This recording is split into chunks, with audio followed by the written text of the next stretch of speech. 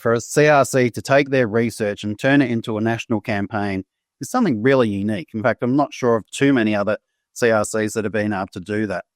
And we earmarked that in our original business case, that it was the role of a CRC to do the research and really understand household food waste behaviour, but then it was always something extra to take it out and turn it into a national campaign.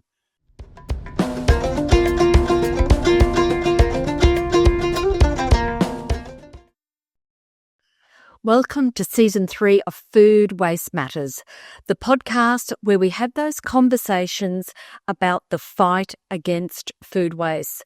So each episode we talk to people who are finding smarter ways to make the most of our food, from farmers and businesses to researchers and industry leaders. But reducing food waste isn't just about the environment. It's also about supporting our local growers, saving money, and making sure perfectly good food doesn't go to waste. So if you're looking for practical ideas, real conversations, and actionable solutions, Food Waste Matters is for you. Hello, everyone, and welcome to this week's episode of Food Waste Matters. I'm Jane Gallagher, CEO of Honey & Fox, where we help fishers, farmers, and food businesses find and grow profitable markets. And we are obsessed with ending food waste and food security. Did you know, for example, that 1/3 of all food produced globally for human consumption is lost or wasted? That inefficiency costs around $940 billion annually, consumes a quarter of all the water used in agriculture, and requires land the size of China to produce, and it's actually responsible for around 8% of global greenhouse gas emissions. It's a staggering problem with wide-reaching consequences. Whether you're a consumer, a business, or a policymaker, tackling food waste is about more than just saving leftovers. It's about driving meaningful change to our future. That's why we at Honey & Fox partnered with End Food Waste Australia to bring you this podcast, Food Waste Matters. It's a podcast which shines a spotlight on the people and organisations who are taking actions, large and small, to end food waste and food insecurity. And we really hope that it inspires you to implement your own changes in wherever you are. So, in today's episode, we will meet Dr. Steve Lapidge. He's the CEO of End Food Waste Australia. Steve and I have been checking in and having regular catch-ups throughout this podcast in the last season and the season before. And what we aim to do is to keep everyone up to date with the latest food waste actions, not only in Australia, but across the world. So welcome, Steve, to your first Food Waste Matters check-in for 2025. I'm really looking forward to hearing all about the food waste news and what has happened since we last chatted in late 2024. It's been a while since we last talked, so I'm really looking forward to hearing what's been going on in the world of Food Waste Australia. Over to you. Thanks, Jane. Great to see you again and happy 2025. Yeah, I last presented or updated listeners on it was towards the end of November last year. So I've got a few key activities that we've been working on and a few big announcements that I'd like to share today with you, if that's okay. So when I did a podcast last time, we mainly focused on what was achieved throughout 2024. So that was included the rebranding to End Food Waste Australia at the end of 2023, launch of a number of sector action plans. We talked about the third National Food Waste Summit that was held in Melbourne and the launch of our 2024 to 2030 strategic business case, and then the launch of the Great Unwaste campaign. And I know that you talked to Mandy Hall in our team about the campaign in the last podcast, but I've got a couple of stats that I can share today, which will, I think, just help people understand the success of the campaign so far. So if you don't mind, we'll jump into it.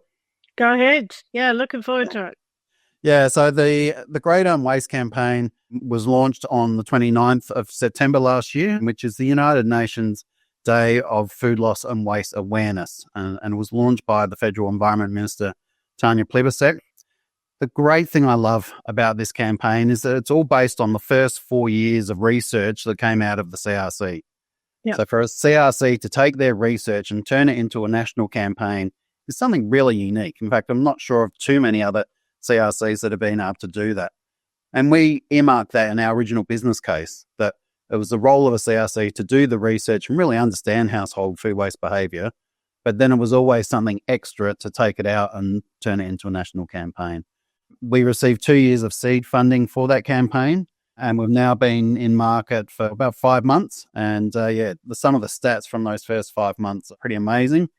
So the campaign itself is currently on multiple social media platforms, radio, SBS, billboards, Netflix, pause ads, and of course the print media. And independent public surveys have indicated that it's increased awareness from 6% in a random survey in public to 23% in its first few months. Now that's huge. So that's a question around, huge. have you recognised, what do you know about food waste, and do you recognise the campaign? So, there's huge statistics. Now, awareness is one thing that doesn't always relate to behaviour, but of course you need the awareness raised before you get the behaviour change. So it's absolutely the precursor that we need. The campaign's now had over 100 million impressions on socials and the like. And the average person that hears about the campaign and goes to the website spends over 3 minutes on the website. Now, wow, that may not seem like much, but for people that know websites and media, 3 minutes is actually quite a long time. They're spending, time scrolling through, checking all the pages, looking at all the tips and tricks around reducing household food waste. And that's great. That's exactly what we need to lead to that behaviour change. And just in the last few months, the media discounts and the earned PR that the campaign's received is worth over $5 million. So the Department of Environment invested $10 million to get the campaign off the ground and in market for its first year, but we've already received half of that, or raised half of that again, in terms of the media that we've been able to attract to the campaign. So again, a great result. As I said, only in market 18 weeks so far, so we're still right at the start. And the other really exciting news is that we've launched the Partner Hub, which has lots of images and resources for councils and the like to use, and that over 70 councils have already signed up to be promoting. So that's amazing. Yeah, fantastic result in its first few months of being in market. Yeah, we might have to get someone on to tell us about the Partner Hub in a future episode. I think that sounds really good. Fantastic. The other really exciting news and report that we launched just the other week was the Australian Food Pact Impact Report. And this has been 3 years in the making. We always said that all the food-producing Australian Food Pact signatories would report every year on their food waste activities, but then we would aggregate those results and report after 3 years. Obviously, 1 year's good, 2 years starts giving an indication of how we're going. 3 years actually has some much more conclusive data that we can draw some trends from, and that's what we've done. And so that was launched the other week, and it reports a 13% reduction across the board in food waste in our partners that are food producers or food retailers. And that's over 16,000 tonnes of food that has been saved since 2022. Our partners have dealt with nearly 1 million tonnes of food. That's the amount of food not sold, and that has all been repurposed by signatories since 2022. We've managed to save partners $57 million in direct costs so far, and $2 million in landfill levies. So again, some big numbers here. And big numbers. Yeah, it's been a while coming, hasn't it? I mean, it hasn't really. You've been active for years, but now we're starting to really see those impacts, and they're huge. Here's another amazing stat. We've reduced greenhouse gas emissions by over 500,000 tonnes, and that's equivalent to taking 210,000 cars off the road for a year. Incredible numbers. And now 100% of signatories align with the food waste hierarchy. and reflect a major shift for waste management for those companies. So, Yeah. it's changing the way that companies manage their food waste, and that's exactly what the organisation is about. Yeah. The other exciting news since, just recently, is that Aldi has now joined the Australian Food Pact. So we've got the 4 biggest retailers, or 83% of the Australian food retail scene involved in the pact. So that's a great place to be. Now it'd be even better to replicate that stat with Australian food producers, and that's really the target in the coming years. Yeah.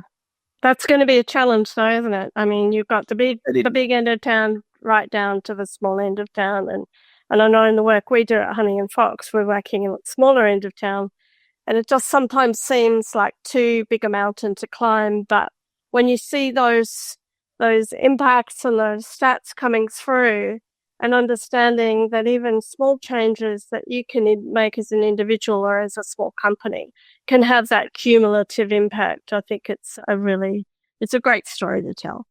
So, yeah. And look, tailoring the Australian Food Pact offering to SMEs is something that we're very much looking at the moment. Yeah. And certainly there's some ideas around there, because we know that what works for a big company that has resources and has people, in sustainability positions doesn't necessarily work for an SME that just can't afford that. So we need to tailor our offering, and that's something that we're coming out with later this year. Fantastic. And of course, the other big news for myself is that I have resigned from the CEO position, and I'll be transitioning to the board after 8 years in the acting CEO for the bid and now the CEO position. I really felt it was time to hand the reins on to someone else to take the organisation through its next stage of its evolution.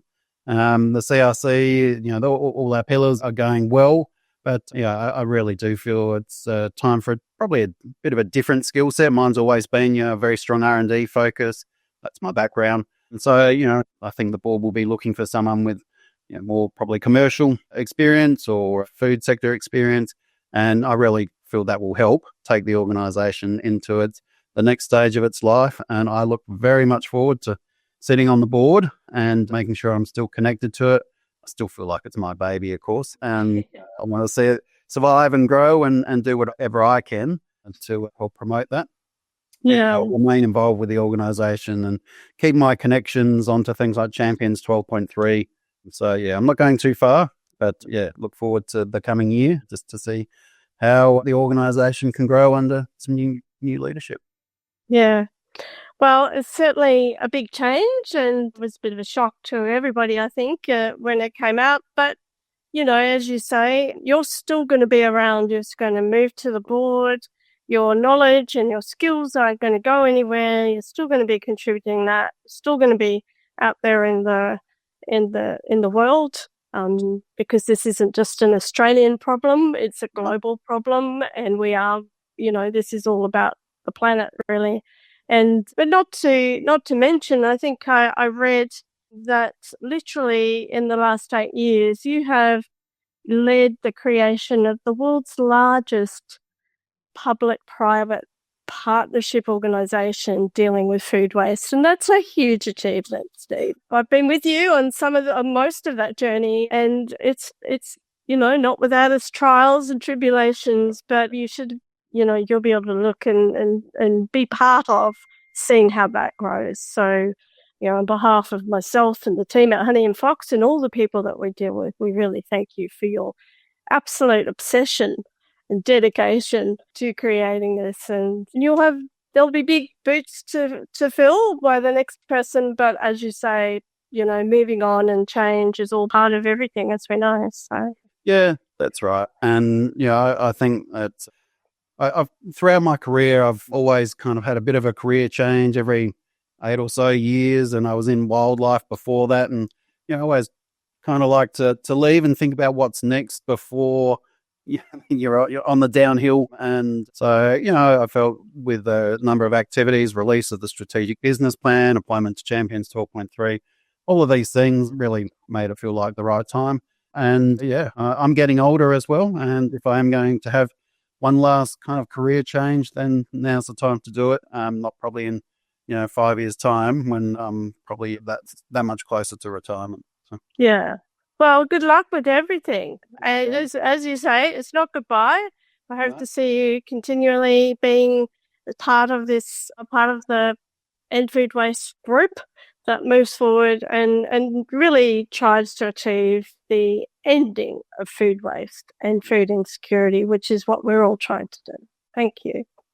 Thank you, Jane, and thank you for the support of Honey and Fox over the years as well. You've been a great partner, and that will continue on for the remaining duration of the CRC. And we absolutely need to be doing all we can to extend the results of the CRC's work, but also the Pact and the campaign to all our partners and the Australian public. So there's a huge role there. Lots of conversations to be had, lots of stories to tell, and I look forward to being part of it. So thank you, Steve. I'm just totally amazed by those stats that you just told us about. We did have Mandy just on just a couple of episodes ago. And so it's really good to have that sort of perspective of how much impact it's had, to understand how much impact the Australian Food Pact has had. And farewell to Steve as in the current role, but you're still part of the family. You're still going to be involved. And I think that's fantastic. And good luck with everything. I should say that I'm not exiting anytime soon. I've actually made a commitment to be here throughout May and June if required, until when Ronnie, the CEO, is appointed, and family on the ground will do at least a 2-week handover. And then once all that's settled down, then I'll transition to the board. So, it'll be a seamless transition, I'm sure. I'm sure it will, if you've got anything to do with it, Steve. So until next time, we will see you again then at a CEO check-in. And until next time, continue the great work. Thanks, Jane. Great. Thank you. Bye. And that wraps up our conversation with Stephen Lapidge, CEO of End Food Waste Australia. If you'd like to learn more about End Food Waste Australia, where you can find out about the Australian Food Pact, the Great Unwaste campaign, and the latest research from the End Food Waste Australia Cooperative Research Centre, head to their website. It's www.endfoodwasteaustralia.com.au. And as always, if you have questions, feedback, or a story about how you're reducing or transforming food waste in your business or your community, we would love to hear from you. Email us at foodwastematters@honeyandfox.com.au. And to check out all of our previous podcasts, just go to one of your favourite podcast platforms. We're on Spotify and Apple Podcasts, or you can visit www.foodwastematters.com.au. So thanks again for tuning in to this episode of Food Waste Matters. Together, let's keep the conversation going and continue finding ways to reduce food waste in our own lives, creating a positive impact for our planet, our communities, and future generations. Until next time, au revoir.